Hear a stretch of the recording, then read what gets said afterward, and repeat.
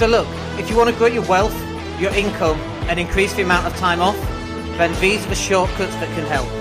Welcome to the Wealth Creation Podcast. And good morning, everybody. It's Dan Latto speaking. Hope you're well. So this morning, I woke up in absolute agony and my chest, all down the side of my chest and inside my chest. You know, like when you wake up with a crick neck? I've woken up with a cricked torso, chest, agony. So I'm really struggling today. So I'm supposed to be going bowling this afternoon. Best times to go, obviously, are in the afternoon when everyone else is at work, so that it's empty. But it doesn't look like I'll be doing that. Good morning, Andy. Hope you're well. Feeling better than I am this morning. I've got a crick, just it goes all the way through, and I can't move, and I can't sit up, and I can't sleep. Oh, I'm in agony. Anyway, let's not moan about that. Let's moan about something else instead. Much more moanable and that is Section 21 in property. Good morning, Neil and Julie. Hope you're well. So on Section 21's, okay, basically Section 21 is what a landlord would use to evict a tenant that they want possession of the property back for, right? So what often happens is that landlords use Section 21's because when it goes to the judge goes, oh yes, a Section 21, and it's an obligatory eviction. They have to give the property back, right? But if you evict someone on a Section 8, which is grounds based, so you have to provide a reason to evict someone on a Section 8, a judge can look at that and go, nah, it's fine. I'm going to let them stay in. And the only reason the judge can evict, is if for 2 months in arrears, right? And if I'm wrong on that, I've been in this game 20 years and I can get stuff wrong. But if I'm wrong on that, enlighten me, but I'm pretty sure that's right. So if I have a tenant who continually pays late, never quite in 2 months of arrears, continually pays late, it is causing social anxiety amongst the neighbours, plays music too loud and all that kind of thing. From the removal of a Section 21 now, I cannot evict that tenant. The only way I can evict a tenant is by going through a Section 8 and one of the grounds to do with playing his music too loud, of which doesn't exist, right? So the government has got this wrong because now the government's cancelled Section 21s. You can no longer evict a tenant via a Section 21, and they're called no-fault evictions. But I've been in property 20 years, and I've owned a letting agency for 10 of those years, and we've managed thousands of properties and tens of thousands of tenants, right? And thousands of landlords. Morning, Tenants. And not once in that 20-year period, not once have we issued a Section 21 because the landlord just wants to evict on a whim. Not once in 20 years have we ever had that situation, and we've got an awful lot of experience doing that with multiple letting agencies in Sheffield and Manchester and Leeds and Southampton for our Jews. And over 10 years of tens of thousands of tenants, not one single landlord has ever evicted a tenant via Section 21 just because they just on a whim. I just want the property back. Well, what are you going to do with it? Nothing. I just want it back. It just doesn't happen, right? And some people will go, well, that's just your experience. And yeah, it is. 20 years as a landlord, 10 years as a lettings agency owner, tens of thousands of tenants trampling through the internet. So obviously my experience doesn't count for anything because I'm not in government. Rather, the best probably getting someone who's got no property and get them to make the decisions about the housing market. But obviously this is then championed through the Guardian website and every website going. This is all championed as being a good thing for tenants. But it's skewed. The whole figures are skewed. The only reason people use a Section 21 is because it's an obligatory eviction. And it can happen faster than the Section 8 can happen, right? Now, most landlords, if you're 2 months in arrears, will issue a Section 21 and issue a Section 8, both at the same time. And whichever one comes first is the one that they will use to evict that tenant. But now you've got rid of Section 21s. So all that's going to happen is there's going to be a huge surge in the issuance of Section 8 for rent arrears and late payment on rent and being 2 months in arrears. And by the way, as a landlord, you can tell who's going to end up being 2 months in arrears because there's generally a pattern. They might be a few days late on the rent. Sorry, had a few problems this month. They might be a couple of weeks late on the rent. They might be coming up to a month late on the rent. Like, I guarantee these are the people that in 6 months or less you're going to have a problem with. Like, it's like spotting the signals, the social signals of these tenants that are going to cause you problems.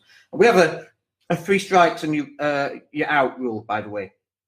If you're late on paying your rent 3 times, we know where this is going to end up. There's a reason why you're late paying your rent. My wife is always confused when people don't pay the rent, because she always says, but surely your rent is the very first thing that you should pay. Especially, by the way, in some of our HMOs where you get your electricity, your Wi-Fi, your TV license, your gas, your heat, your light, everything's included, and we still can't pay £300. You know you're going to have a problem with these tenants, right? So you just got to evict them. Good morning, Aidan. So the government's got Section 21's wrong because they think landlords are sat around sipping wine on the beach going, oh, I know what I'm going to do. I'm going to evict that tenant right there. As though landlords want to keep these properties empty and we want to be nasty to tenants. I don't know any landlords that want to be nasty to tenants. I know lots of landlords that would love to have a tenant that they keep for the next 25 years. And by the way, I tend not to increase rents, or let me rephrase that. I didn't increase rents when we had tenants that stayed a long time. That all changed with the introduction of Section 24, where I'm like, well, screw this. If I'm going to get taxed a lot more, let's get the money back in so that the tenants can pay for that tax. The government just gets it all completely wrong. It's almost as though they have complete and utter idiots running the country. I mean, who would have guessed 2019 with Brexit? Like, who would have guessed it would be like having idiots running the country? I mean, when we look at the establishment, who the heck would anybody vote for?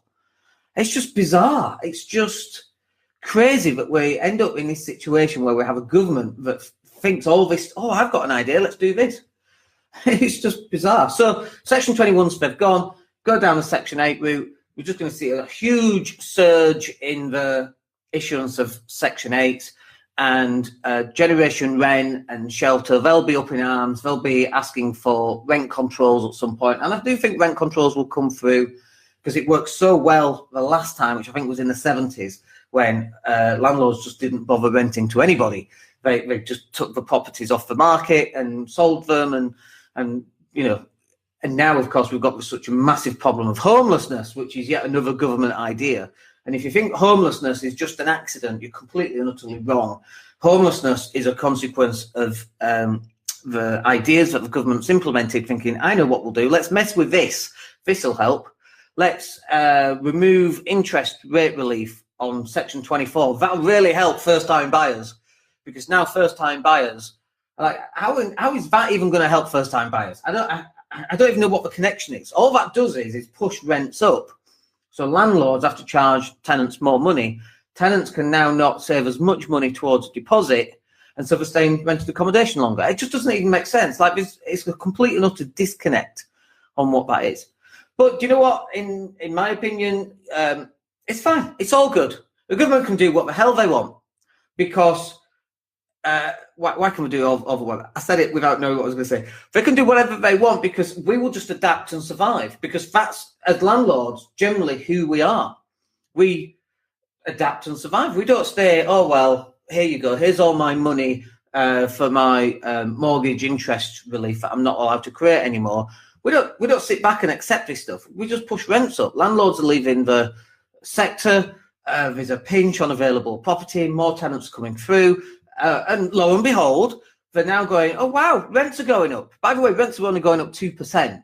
Like, if you think rents are going up 2%, I don't know where you're getting your figures from, but rents are definitely increasing a lot more than 2%. We've got a tenant moving out. They pay $10.50. That rent's going up to $1,300. And we've got another one moving out. That's $865. That's going up to $995. That is not, like, I'm not great at maths, but that is not 2%. Right? We've got another tenant moving out. They pay $465. $465 on that one, and that's going to go up to $550. That is also not 2%. That's more like 25%.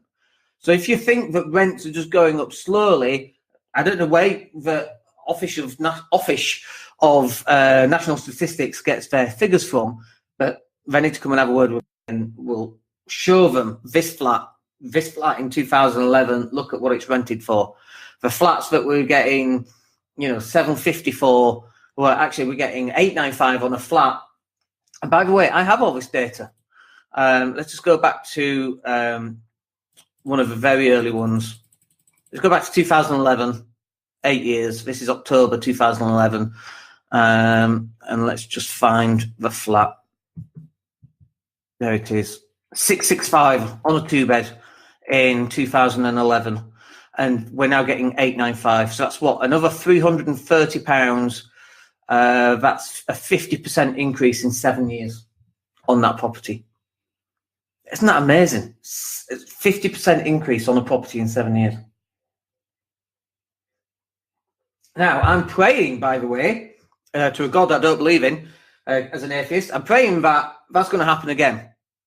Let's have a look at another one. Let's have a look at another one. Let me find one. This one here.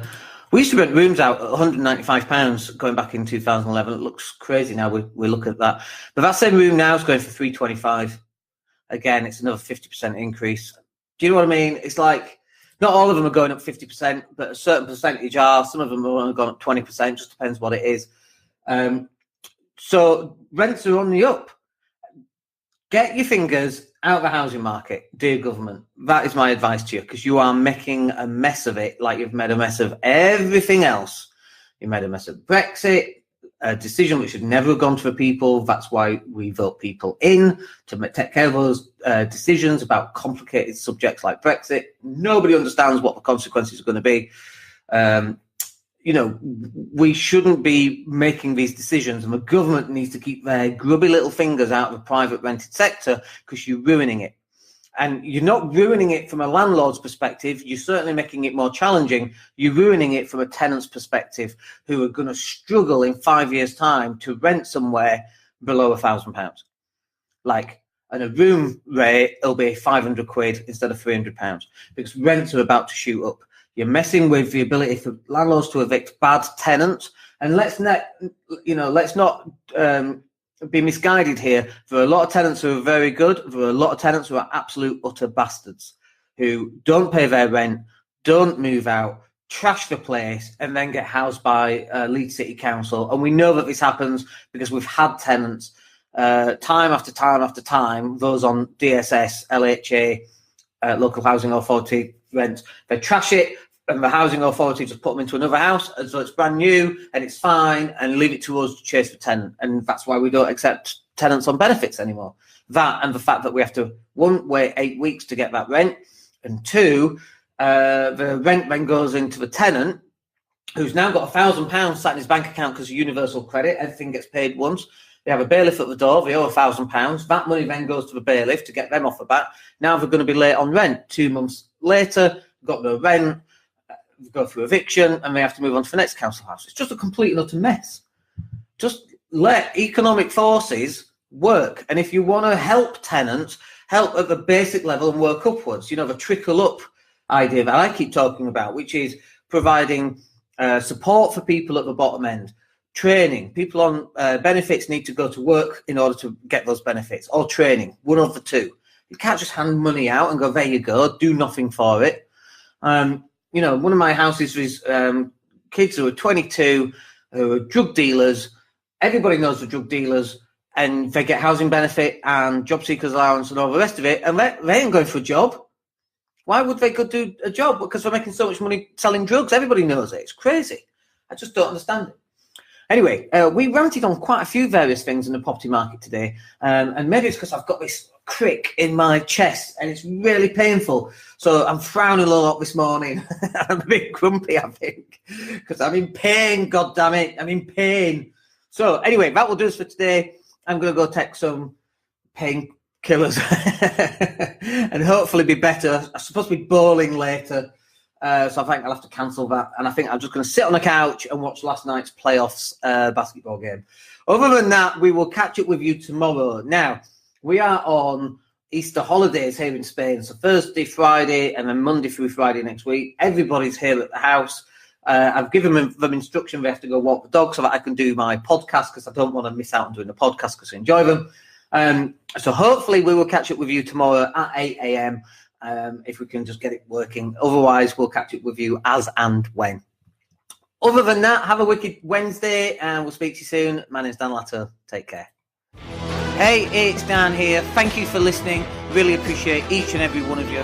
Please click like or subscribe to the entire podcast.